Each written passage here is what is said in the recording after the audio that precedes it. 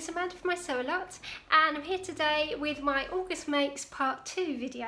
If you didn't see my previous video, it was obviously Part 1, and I'll link it up here, and that was a load of makes, all using fabric from Pin and Sew. I have also got a couple more which I have used Pin and Sew fabric for, so I'm going to jump first of all straight into the things, and forgive me, I've got the window open because it's really hot, so I'm hoping the background noise isn't too bad. But anyway, the lovely Aga of Pin and Sew sent me a fabric that she hadn't planned to list. She thought she was going to put it was a second because it had a small defect on it, but I think since seeing my make she has decided she's going to list it, and I don't really understand why it's a second. I know she said there's a pull in the fabric, but I certainly didn't notice any second issues with it at all. But it's this really lovely French terry. It's got a navy stripe with these diggers and dumper trucks and everything on them, and she very kindly sent this to me because, like I say, she wasn't going to sell it with another order that I placed, and I decided that there was just enough to make some mini Hudson pants. Now, I've never made Hudson pants for an adult or a child, so this was a first for me. It's got some really lovely details. I had some leftover ponte roma from Sewisfaction in navy, which went perfectly with it. So I've used that. I only had a tiny bit though, so I've used that to make the pocket facings, or pocket detail as they're called in the pattern, and also the waistband. They're obviously elasticated, and you put the elastic in the channel and then you top stitch, which gives this nice ruched effect on the waistband. They've got cuffs, although I would have used the navy, and I've just noticed that that cuff is upside down. But I would have used the navy fabric, and that is the only one that's upside down. How annoying. They don't care anyway.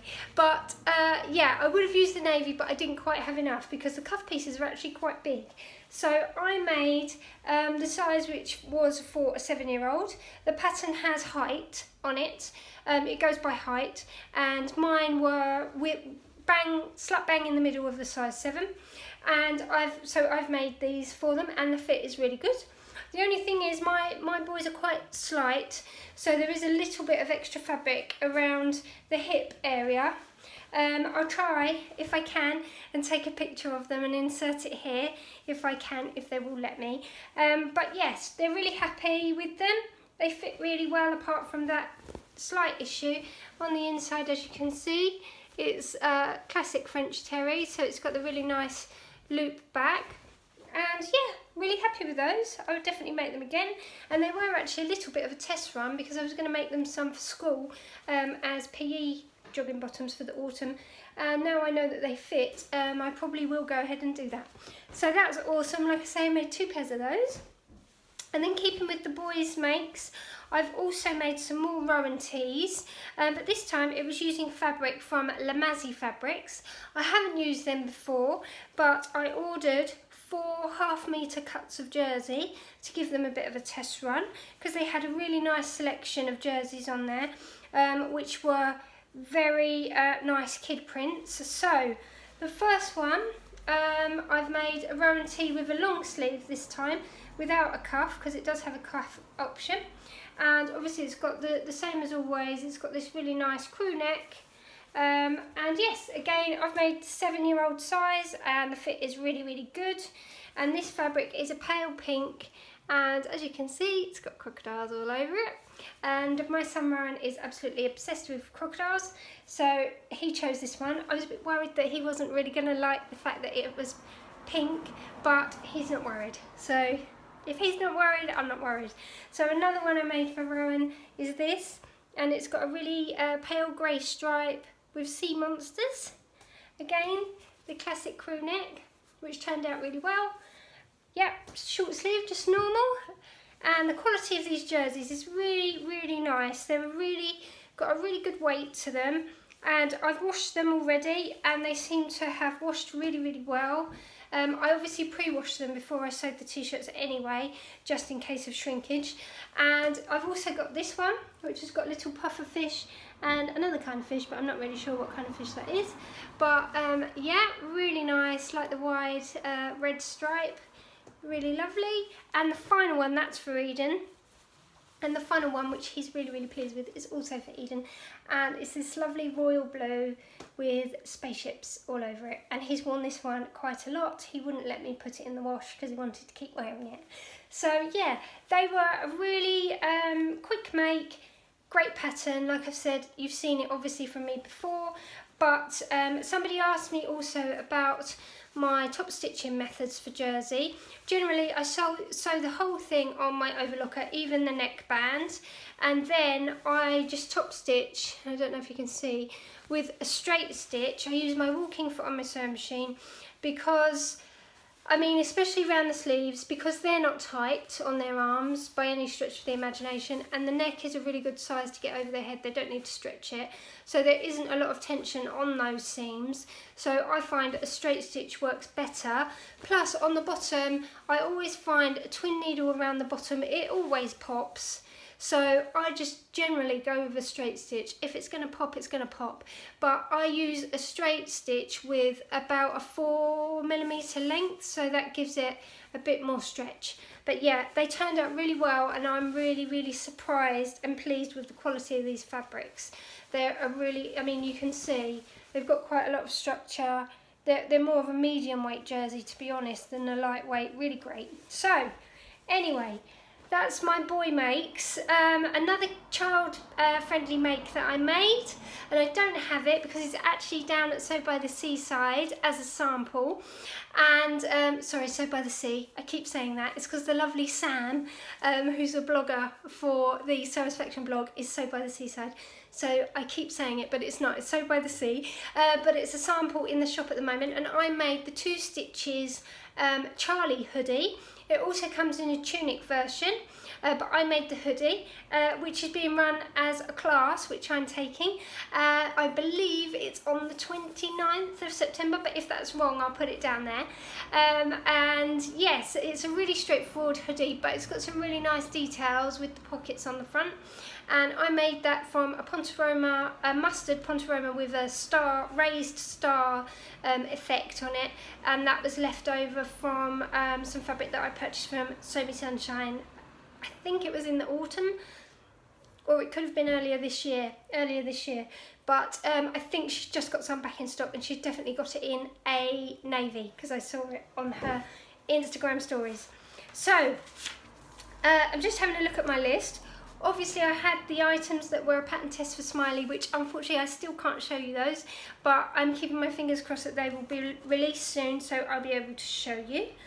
I also did a pattern test for the lovely Jennifer Lauren.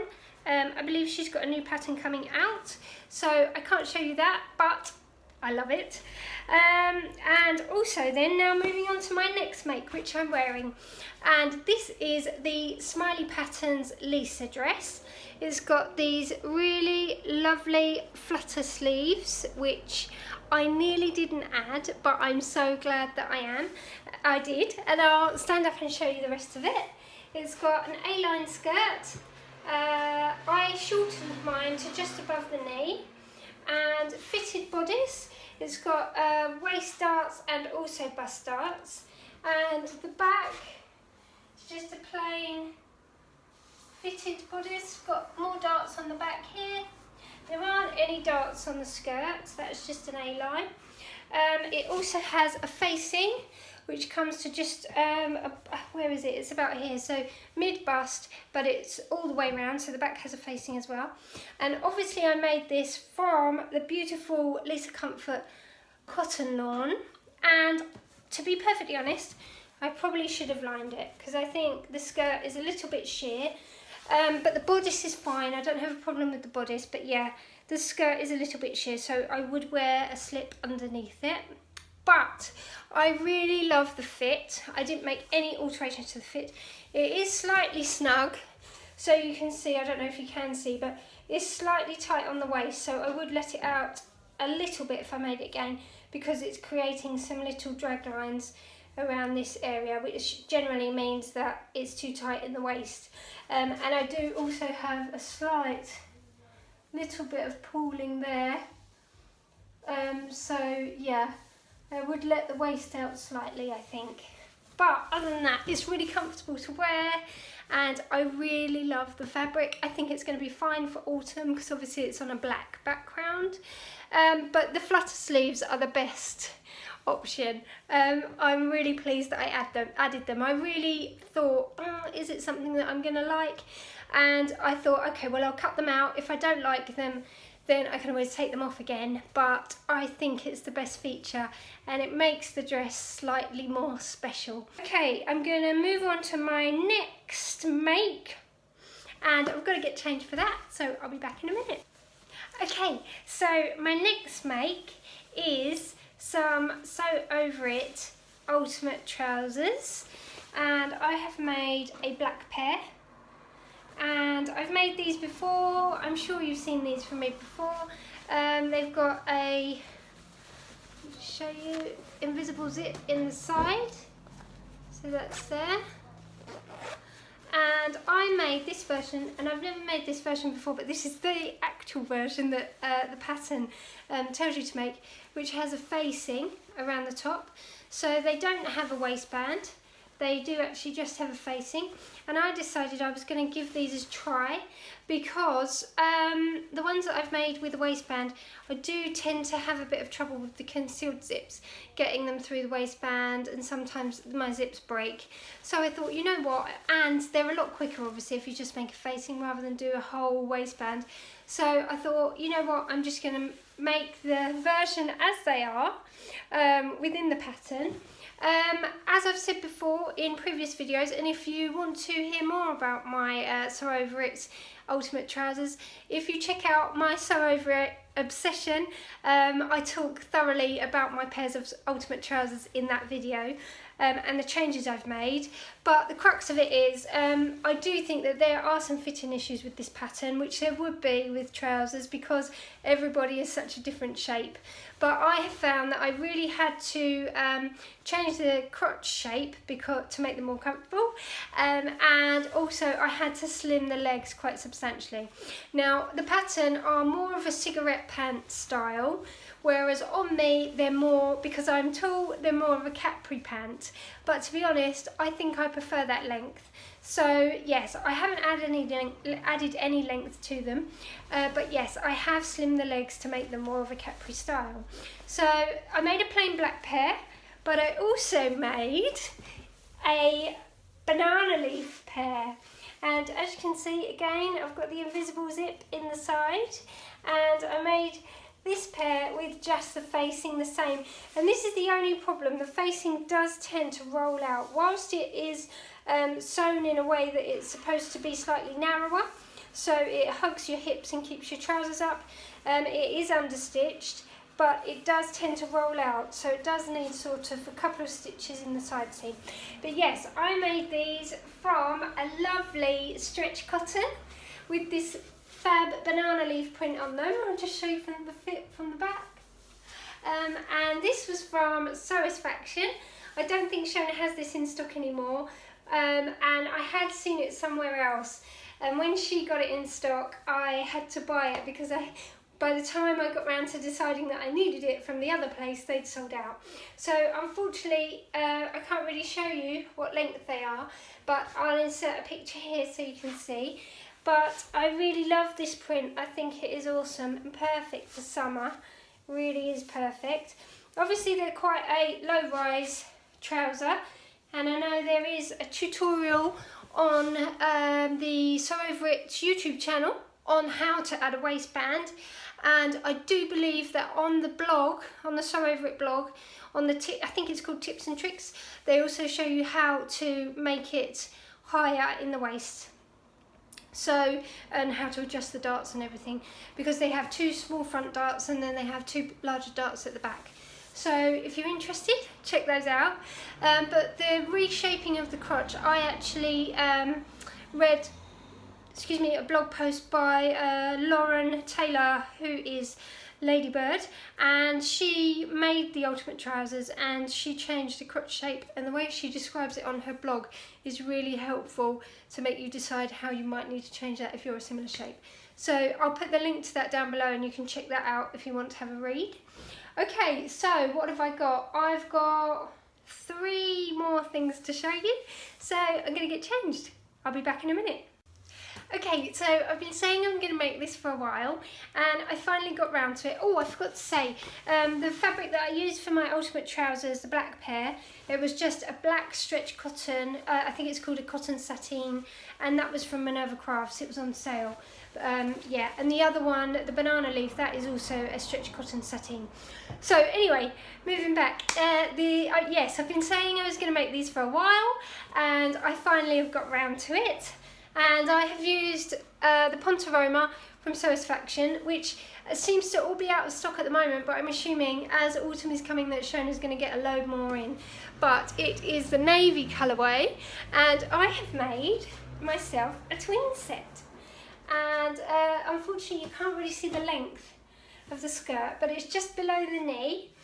And so I have made the Tilly and the Buttons BB skirt, which has got these lovely panels. It's got 4 panels, just show from the back as well. And I made the version without the split. I'll put a picture in here of me wearing it. And what I did for the top was I made a mashup of the Astoria by SMYLY magazine and the Nico top by True Bias Patterns, because the Nico top I have found is a much better fit on me around the arms and the armpits and the shoulders than the Seamwork Astoria, and I really love the turtleneck. So I used that pattern, but I've added cuffs, and I made my sleeves a 3/4 length, and I've also pinched the band from the Astoria for around the bottom.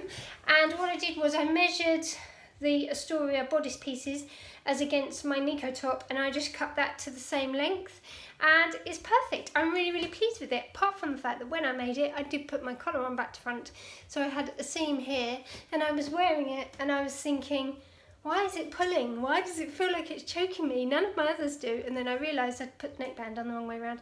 So I had to rip that off and put that back on. But yes, both of them really quick makes. Lovely for the autumn.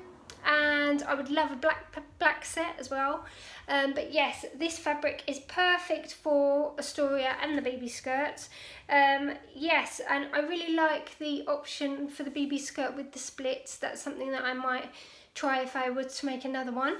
But yes, I really liked the length just below the knee. I think it's quite flattering. So yeah, really happy with this. I've already worn it and it's really comfortable, obviously, and yeah, it's going to be great in the autumn. So I've got one more thing to show you, so I'll be back in a minute. Okay, so I know this looks familiar, that in my last video I did show you a Southbank dress that I made from this sparkly navy fabric from Pin and Sew. But because I really loved it so much, I got Aga to keep me back another 1.5 meters because I had a feeling that it was going to sell out because it was so lovely, and it did. So she kept me back another 1.5 meters because I wanted to make a sweater, because although the weather's slightly cooler now, it's not quite cool enough for tights and a sweater dress. So I wanted to make a sweater so I could wear it now.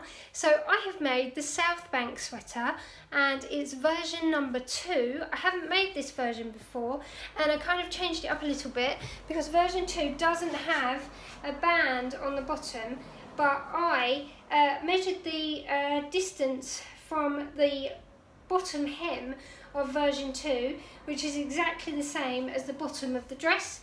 So I just added the same band which is supposed to be on the dress, and so it fitted perfectly. So I'm really happy with how it's turned out. This is a really great fit on me, and I made the size 8, and it's just perfect. I've actually got quite long arms as well, and the sleeve length is really good. The cuffs, I love the cuffs, and I love the funnel neck. So that is it. That is all of my makes. I'm going to be back next week with my plans, because I've got loads of things planned, especially because the Sew Over It ebook has come out and now I've had to rejuggle all my plans to make way for that. But I've also got a pattern review coming on the 15th, and hopefully I'll be able to tell you more about the new SMYLY pattern as well in the next couple of weeks, so that'd be fab as well. So thanks for watching. Click subscribe if you want to see more videos like this, and I'll see you soon. Bye.